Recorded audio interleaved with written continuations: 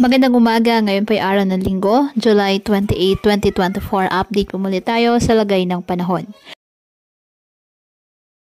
Patuloy po na minomonitor ang isang low pressure area na nasa loob ng ating Philippine Area of Responsibility.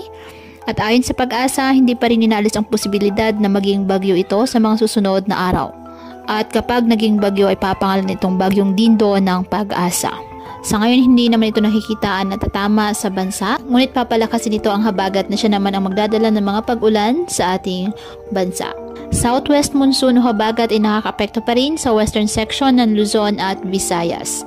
Ngayong araw, ang southwest monsoon ay magdadala ng maulap na halangitan na may kalat-kalat na pag-ulan at thunderstorms sa Ilocos Region, Batanes, Babuyan Island, Zambales at Bataan.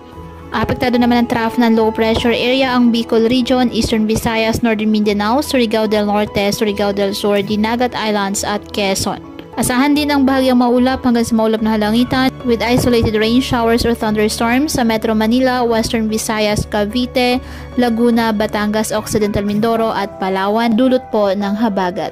Ang nalalabing bahagi ng ating bansa apektado ng mga localized thunderstorms. Kaya patuloy po natin na pinag-iingat ang ating mga kababayan sa banta po ng mga pagbaha at pagguho ng lupa, lalo na po kapag may malalakas na ulan, at ugaliin na magdala palagi ng payong o kahit anumang panangga sa ulan sa tuwing lalabas po ng ating mga tahanan.